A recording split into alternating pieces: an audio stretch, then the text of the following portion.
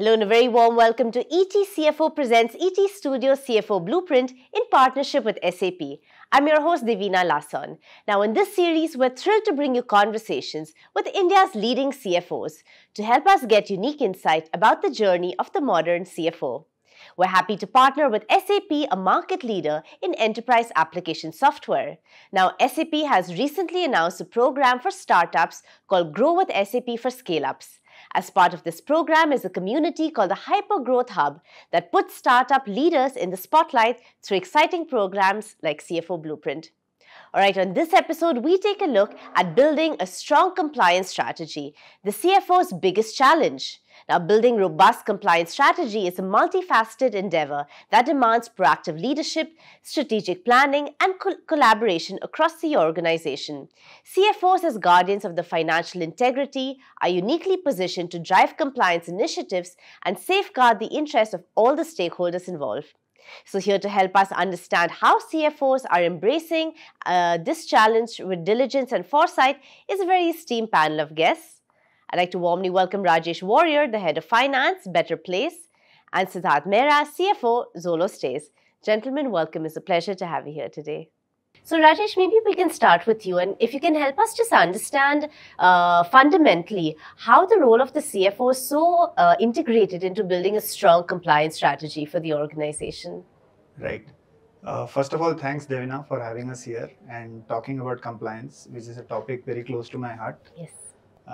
So I guess this is going to be a very engaging conversation, yes, and we're going to have a lot of fun here. On compliance, right, I don't think we should just restrict it to the CFO, though it's one of the most important things that a CFO needs to manage.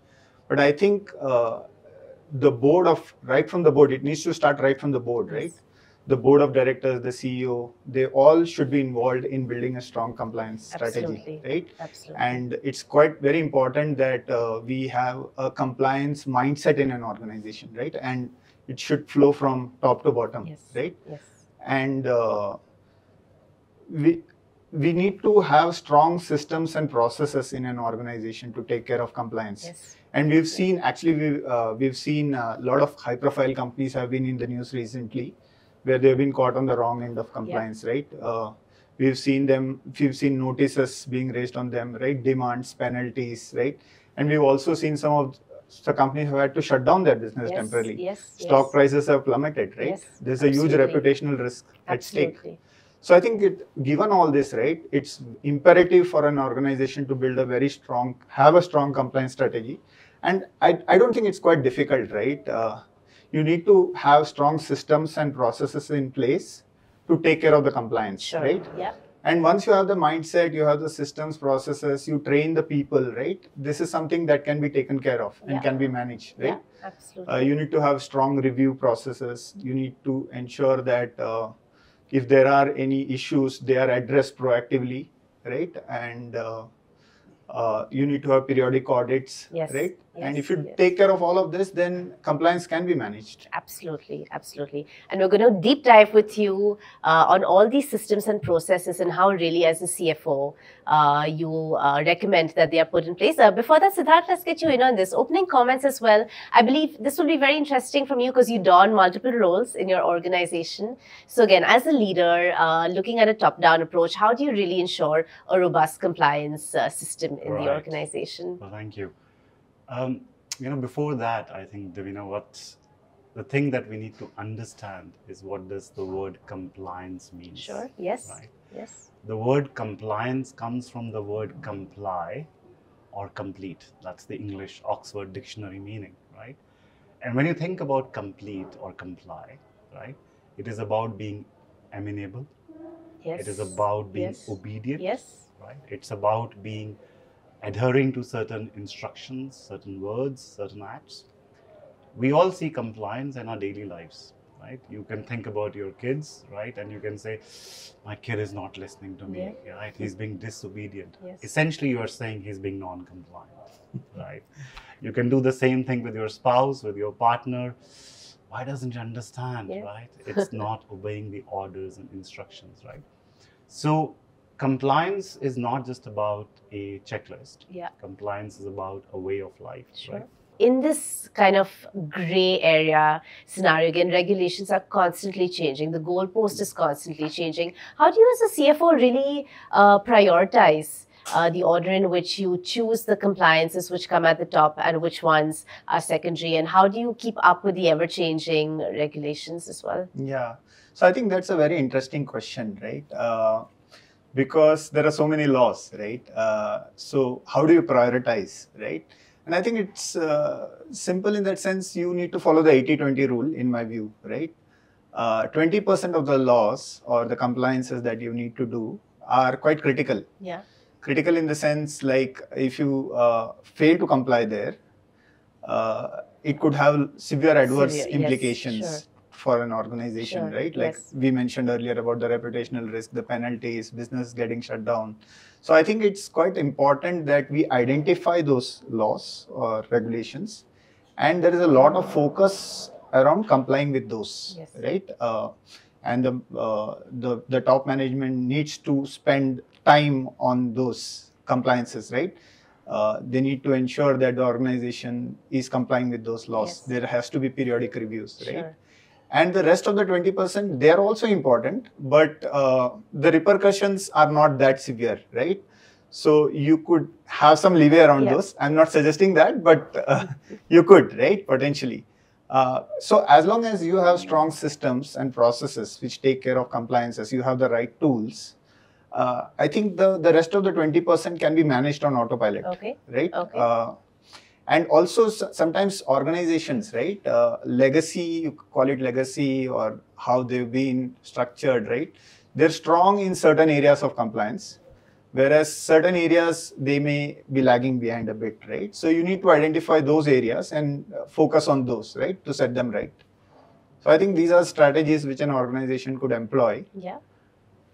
To ensure that they navigate through this complex web of compliances. Absolutely. And it's not only the aspect of navigation when it comes to the CFO, the C-suite identifying the process, but of course this must be communicated to the entire team, for the entire organization to be on board. So that, how do you handle communication? How do you ensure that really this is a cross-organization priority for everyone, not only the leaders, like you said, it doesn't only fall on the CFO. So, I shouldn't say this, right? But it is technically a stick and a carrot approach. Okay. Yeah? Okay. Stick because you can leverage your position and say, look, this is the process, this is the procedure, this is how it needs to be done. There are no exceptions to the rule. Yes. Right? Okay. And that's how you try to bring that culture in some ways. But that alone as a stick is not enough, right? Yeah. What you need to do is you need to spend a lot of time in training and development. Yes. You need to have the right whistleblower policies so that people can come up and escalate such issues. You need to have a continuous dialogue with your own teams, with your cross-functional teams. Absolutely. And keep reiterating. It's like a parrot, you know, you got to keep saying that, keep saying that all the time, right? Because if you're not saying it, then it's a problem. But the fundamental problem is people have not, you know, when you, I'm sure in your organization, you participate in an employee survey once in a quarter, once in a year, right? They ask you questions. How do you like working here, right? How are the perks? How is the work-life balance? How is remote working? All of that, right? But people do not, right? And I feel a little sorry that not enough has been done, is correlation between employee, retention, morale, productivity to compliance. Right. Okay. Okay. Wow. Okay. It is missing. It's not a metric. We don't measure it. We don't talk about it, right? People shy away from that fact, right? But there is enough and more evidence, right, that people want to do it. Imagine the organization that you are with. If you got to know that this organization is non-compliant, right? Would you like to work? No, of course not. It's stressful. Right. So the trust and transparency is established by the fact that, you know, the organization is taking compliance seriously. Absolutely. The second point, right? If somebody told you, hey, would you like to work with Tata's, right? What is the first word that comes to you? Ethical organization. Right? So the employer brand reputation gets significantly enhanced. Absolutely. Right? Third is just your sheer love for work, right? If you know what I am doing there, now is not, there is a gray. Okay, let me not say there is a black, but there is a gray. You're a little uncomfortable, Yeah. right? Yeah. You would like to play musical chairs. Yeah. You would like to pass the buck. You don't want any spotlight to come Absolutely. to you, right? Yes. Yes. What is happening, right? The work environment is not becoming positive, right? So a good organization will take all these things in the right frame, right? That frame is equivalent to positive work environment. Yes. Yes. Right? Absolutely. I would encourage everybody to think about these two things going hand in hand. They are intertwined. Yes. Right? And if we can do that, I think we will be one step further. Absolutely. A very interesting point here, right? The compliance needs to be embedded into the decision-making process, right? Yes, yes. It shouldn't just be looked at standalone. As standalone. Yeah. I would imagine that also in this era that we're living where hybrid working is, it's really the order of the day ever since COVID. Perhaps it's even more challenging, or Rajesh, your inputs on this when you're dealing with your workforce across cities, perhaps across countries. Right. Again, how do you get the communication across? How do you ensure that cohesion across the board? Yeah. Again, a very interesting question, right? We've seen during COVID times, right, how work got disrupted, right? And we're living in this employees working remotely, right? And we are also living in an age where you have distributed workforce, offices across locations, not only in India, but even overseas, right? Yes. Like our company, Better Place, we have offices in Singapore, we have in Indonesia, Malaysia, all of those, right? Yeah. So, I think to tackle this, right, compliance needs to be managed centrally. Yes, okay. I think that's very important, right? And you also need to have the right set of tools, systems, and processes so that you're able to oversee the compliance work that is done across locations centrally, right? And there are a lot of tools that are available in the market today, wherein which actually tell you what kind of compliance needs to be done in a particular location, let's say in Uttar Pradesh, right? Because in India, there are central laws, state laws, and you need to comply with the specific regulations of that location, right? So if you have the tools, it actually populates, right? And you can fix ownership with a specific employee that you need to do this, whatever challan or a filing or whatever you need to do has to be done within this time, right? And once that is done, you can actually also upload the evidence, an audit can be done. And let's say if it's not managed within that certain timeline, then an escalation goes to the manager, right? So I think that's the way to go about it, right? Having the right tools of supervision, oversight, periodic audits, employee training. And if you do all of this, then you should be able to navigate through this issue of scattered distributed workforce. And surely digitization and the role of technology must impact this, right? As you say, to have a centralized system, but it's really the digitization that is an enabler, I would imagine. Absolutely, right? Digitization, not only for compliance, right? It is like, we see technology and the role it plays in all facets of our life. And the same goes with compliance as well, right? Gone are the days when you could manage things with pen and paper, right? It's gone. You can't have Excel sheets to manage this, right? Our company, Better Place, right? We are a blue-collar workforce management company.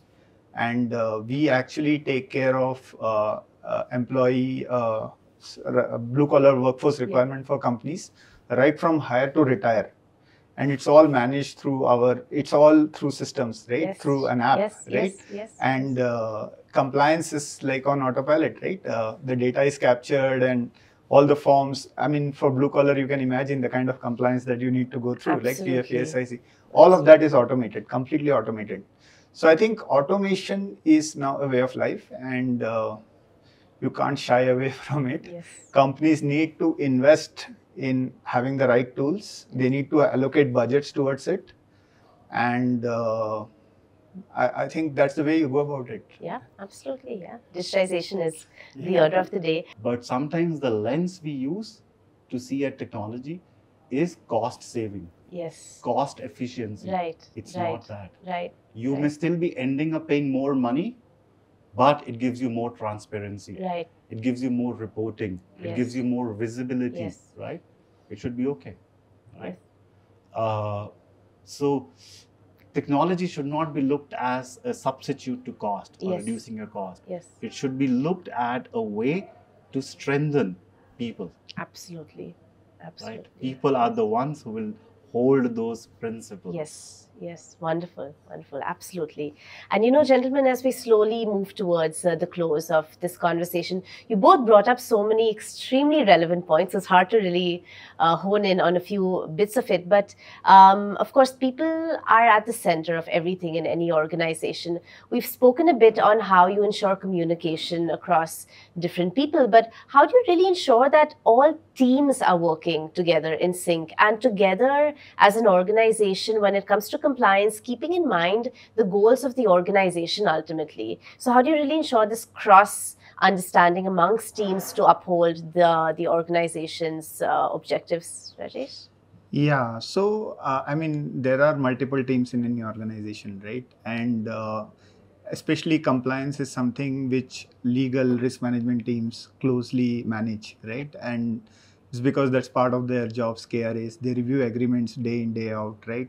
And they need to give reps and warranties that the company is compliant, right? And if those reps are false, company will have to indemnify the losses that the counterparty may incur, right? So I think it's very important to collaborate effectively between teams, and compliance should not just be restricted to the CFO or the finance team, right? Everyone should take accountability. And so in smaller organizations, what we have seen is legal reports to the finance or the CFO, right? So this kind of collaboration happens organically, right? But in larger organizations, that may not be the case. So again, there you need to build processes. You need to invest in order to ensure that collaboration happens, right? And again, this is where I feel technology also plays an important role, right? You could that collaboration can be built into the workflow itself, right? Across teams, and you could have regular cadences, meetings, wherein you discuss issues, right? And ensure that those are addressed. Yes, yeah. It's a multi-layered approach. Absolutely. Yeah. Siddharth, before we wrap up, one key takeaway for the audience when it comes to the challenges that you foresee when it comes to compliance adhering in 2024, and also as a CFO, one key strategy that you are going to apply in your role to ensure consistency. Sure. Look, I think in 2024, there are a couple of things that the CFOs have to grapple with. One is the recent change in the accounting/auditing, which leads to auditing of audit trails, right?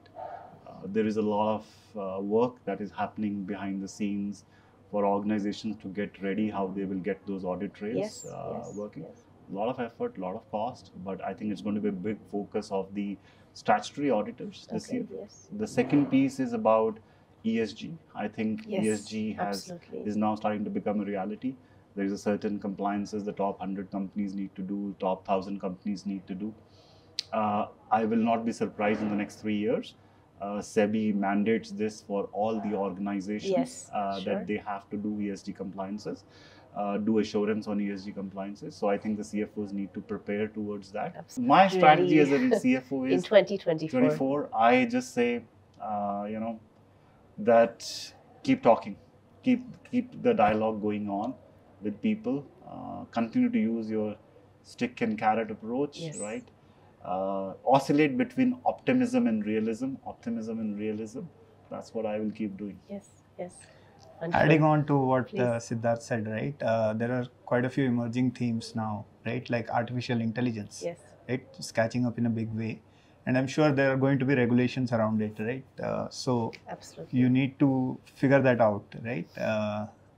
Data security, data privacy is catching on in a big way, right? Especially for startups, right? So these are some of the things where I think we need to focus on, right? And those are going to be the future themes as far as compliance is concerned. Yes. Wonderful. Thank you, gentlemen, for these takeaways, these sort of key takeaways towards the end. Before we completely wrap up, though, on that note, we do have a little surprise for you, which will be a rapid fire round. So let's continue along this trend of just a key takeaway, a key, very quick one-line or one-word answer to a few of these questions. Yeah? Sure. Are we Yeah, good to try that? Okay, wonderful. All right, Rajesh, let's start with you. If you could describe your approach to finance in one word, what would that be? Okay, so I like one word, right? Yes, one word. Analyzing numbers. Okay. Analysis. Connecting dots. Okay, wonderful. If you were not a CFO, what would you have been? Also trying to get to know you outside of the boardroom. I would have been a cricketer. It's, all right, sportsman here. An academics professor, I would say. Yes, I can imagine that. All right. What's the most unexpected hobby that you have that has helped you in your role as a CFO? Actually, I would say yoga. Okay. Because it's kind of unexpected. I was not so much keen about it, but when I started, it kind of helped me achieve balance, which is quite critical and important for the CFO or the head of finance. Yes, right? Wonderful. All right. Sports, yeah. Absolutely. Okay. Your favorite hobby or pastime when you are not working?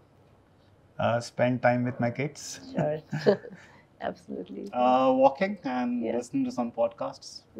Keeping fit, big theme for both of you, I can see. All right. If you were to write a book, what would it be about? Finance, of course. Okay. Or yoga, maybe. Who knows? Okay. Anything other than finance. There you go.